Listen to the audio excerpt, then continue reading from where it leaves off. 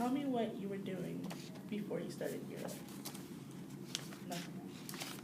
How you heard about the program and why you decided to join. What I was doing before Europe was I was an employee for the Transportation Security Administration, and how I heard about Europe was through a colleague of mine who was in the program and telling me all about how Europe was helping him succeed in the tech industry. I, for one, was interested in the tech industry, but unfortunately I lacked the education to do so.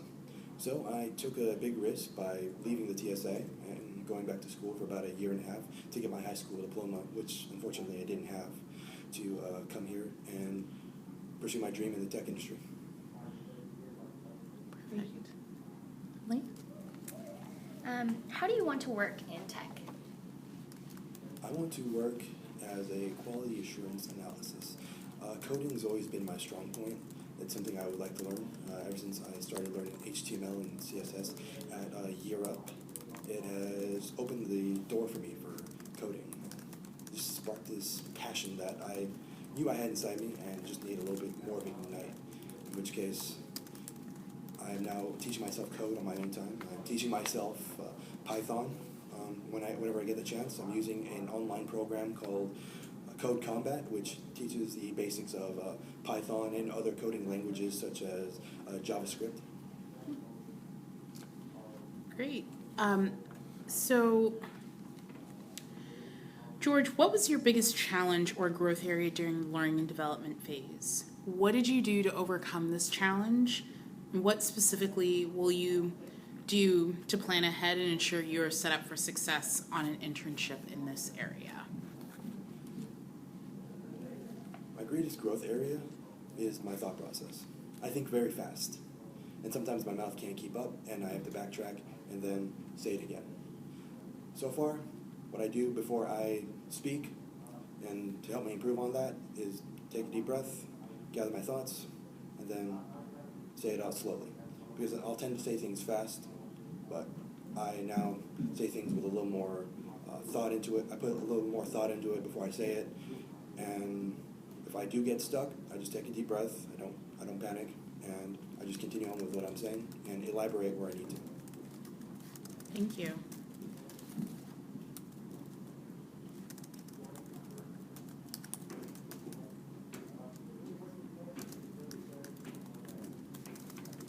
What was your biggest challenge or growth area during learning and development? Oh, I just Oh, I'm so sorry. the last one. Explain what makes you a strong candidate for a technical internship. For a technical internship, my passion for technology. I've always had a passion for technology ever since I was a kid. When it comes to even the slightest of technologies, even just Legos, when they had like little machines where it would just rotate, that would always fascinate me when I was a kid. And as growing up, it also just sparked my imagination, especially when it comes to new gadgets that come out. So tech has always been my life. I like to collect gadgets as well as the current watches. I want to eventually get myself one of the new cell phones. Currently I don't have one, but working towards it. So I would say my passion is my why. Thank you. So Emily is going to ask you one of the scenario-based questions. All right. Okay, so imagine you were asked to organize a room with a lot of tech equipment. What tools and processes would you use to keep track of what's there and what gets taken out?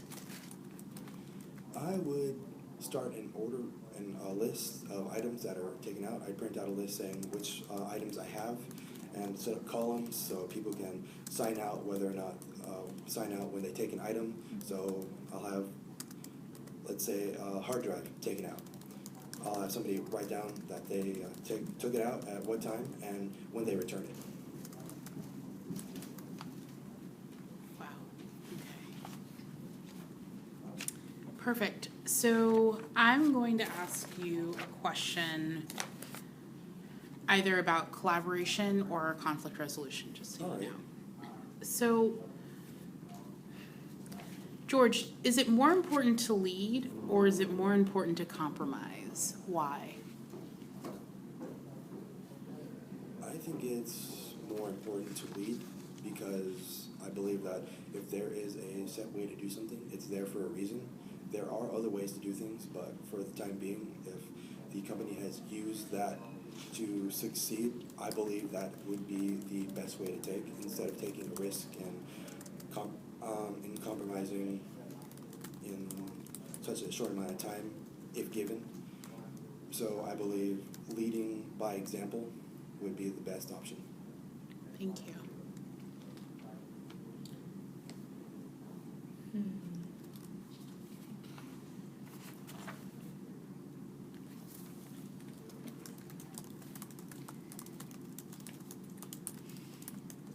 Can you give me an example of a time you had to pitch a proposal or idea to a group of coworkers? How did it go?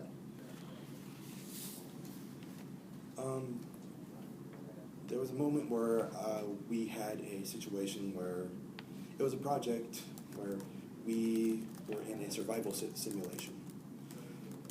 I had a bit of experience with the project that had been done already, so I was thinking, well, this will be an easy task for me.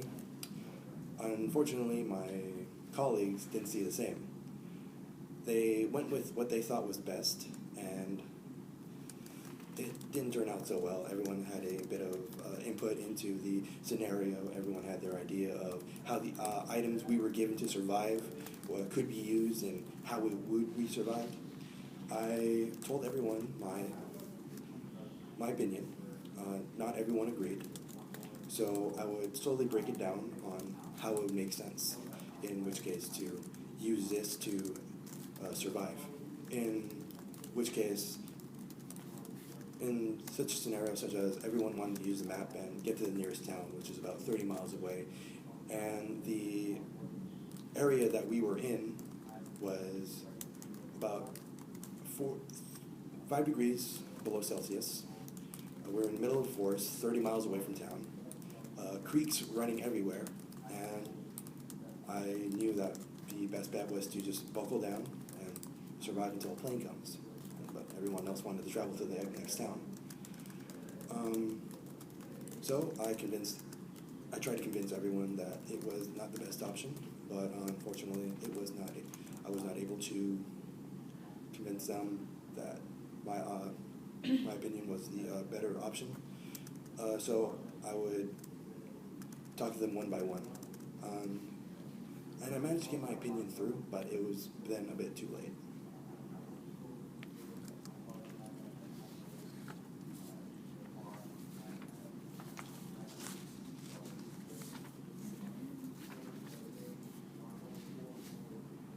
Do we have more questions? Mm-hmm.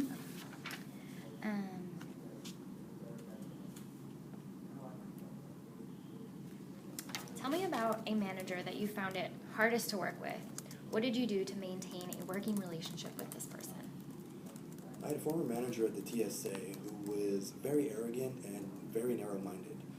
And his way was the only way, even if it required going out of the rules of what we were given to work with. It was very difficult to work with him because of those reasons.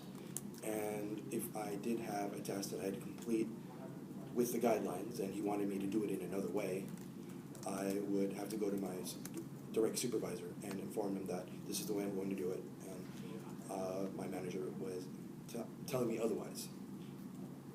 And that's how I resolved the situation. So George, I'm going to give you the